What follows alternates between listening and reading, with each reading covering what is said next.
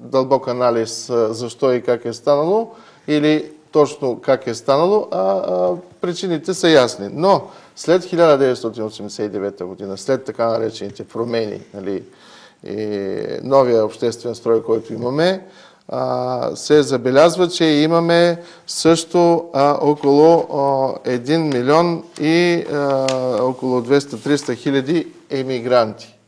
Емигрират.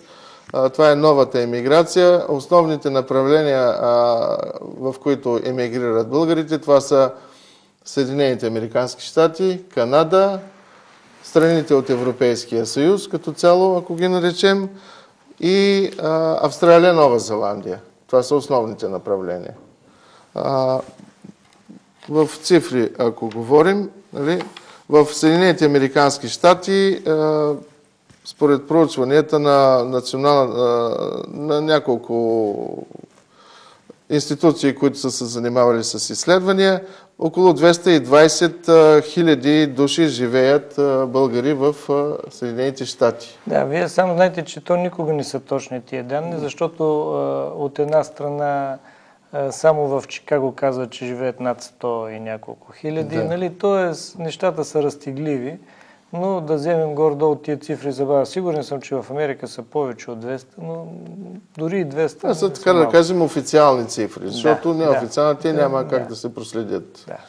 В Канада имаме 15-20 хиляди души, нали, наши сънародници. В Канада, тук ще захванем една тема, има много македонски мигранти, които се пишат български, които са български до един момент, докато няма Република Македония.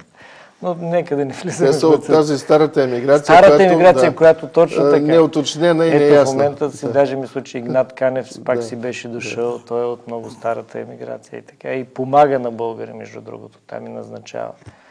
Мой приятел лично го назначи за заместник министър на строителството в Канада. Се доказа, да.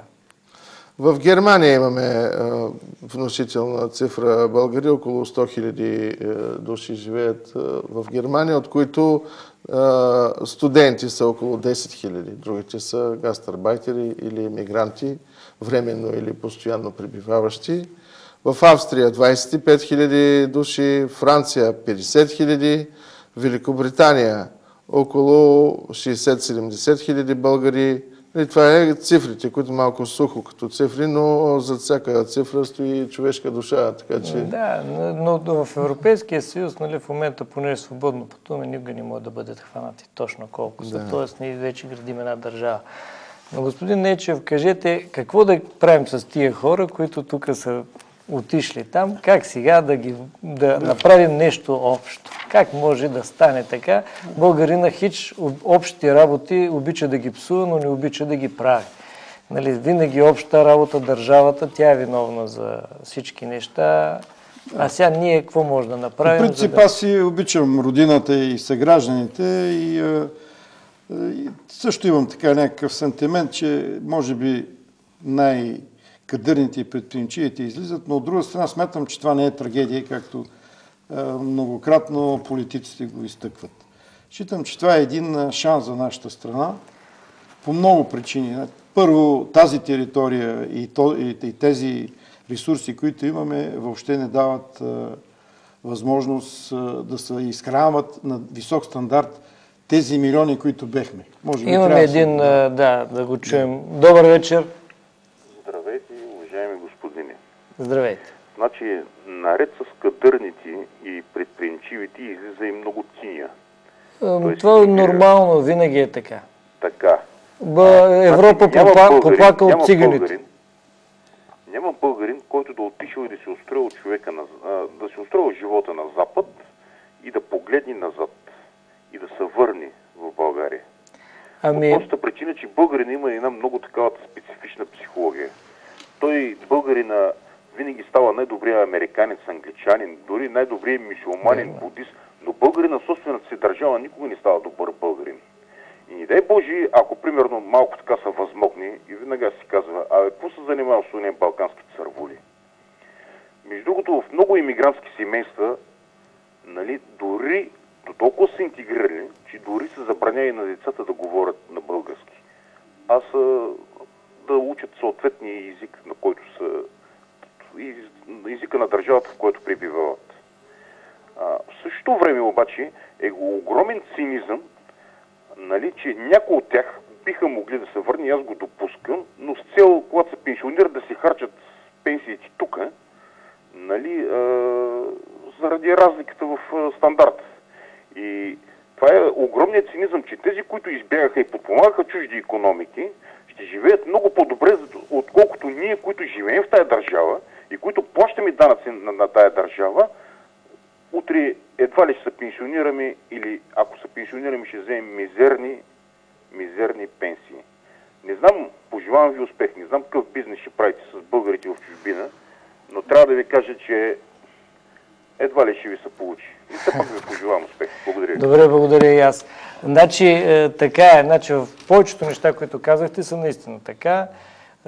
Негативизъм наистина има. Българина не обича да се сдружава. Първото нещо, когато замине един емигрант в чужбина, казва: с българи не контактувай. Значи, докато турци, гърци, сърби помагат си един други, то българите гледат как да те откраднат, да те прекарат и така нататък. Но винаги има изключения. Наистина има изключения и точно тия, които казвате, че не. Мога да ви кажа и примери. Примерно Ваня Цветкова беше 20 и няколко години, тук беше звезда, Варнаса, тя не ще да си замине. Хора, които са върнали, ето това ви казвам, примерно Симеон Дянков, къде е? Той живее така. По времето на царя всичките министри, като им свърши мандатите, като им свърши, що не се заминаха? Така че където имат добро място за правене на бизнес, те там си остават. А България е благодатна за това, че е необработена, неразорана нива, не е оправена и тепърва, когато имаш знанията, възможности, те имат контактите. Ето това е тяхния бизнес. Винаги ще кажете, те министри грабили, какво грабили, какво микат грабили, да си отидат си го харчат в Америка. Ама що стоят тук? Всички, които се върнаха по тая вълна, са си останали тук и не искат и да помислят да се завръщат там. Така че има начини. Има начини. Кажете, все пак въпросът така отразява едната част от възможностите, които съществуват пред българите, но може да се каже и друга. Сега напоследък в Брюксел, аз в мои срещи с българи, които живеят в чужбина, и те казват така: ние сме по-голями българи от вас за много неща. Пеят, носят носи, децата им учат български учи. Така че не може да се каже, че нашата българска душевност ние ще се откажем от българската националност. Аз казвам, в България се съкръщават училища, съкръщават се учители, съкръщават се това. Съвсем наскоро постоянно се обявяват обяви за наемане на българи, учители, които да ходят да преподават в Канада, в Щатите, в определени градове, за да преподават на децата, искат ходят на неделно училище. Те там са родени, те даже не знаят. Както и да е. Сигурно има и някои, които не искат да бъдат българи, но това не е нашата цел. За да, поне сме в част по финанси, да кажем все пак какво е финансовото във всички тези социологически, да кажем, измерения, които коментираме. Че ние си представяме, че и не само си го представяме, и примерът е такъв, че много от хората, които живеят извън родината си, за другите националности, което много е вероятно в случаи за българите, се връщат, за да преложат в родината си това, което са видяли. Защото някои от тях не са в забутаните краища, включително има хора в Силиконовата долина, има в лондонското Сити, където се занимават с високи технологии. И най-вероятно една част от тях, може да са 1, 2, 3%, се върнат да направят България подобни фирми. Или ще се опитат поне. Ние искаме, имаме уверение така от Европейския съюз, че една такава ситуация би се финансирала. При тях са малко по-други. Те по някакъв начин искат да намалят това напрежение, което създават нашите имигранти все пак в някаква степен. Освен това, не може да се каже, че това не е полезно за България. Че ще се върне тук да вкара висока технология. Или висока услуга, или някакъв контакт, който ще... И в този смисъл, това е, както казва задаващия въпроса, някакъв бизнес. Той естествено не е така е по повод на това, което става с другите народи. Самият бизнес в България, поне гражданите трябва да си го обяснат, че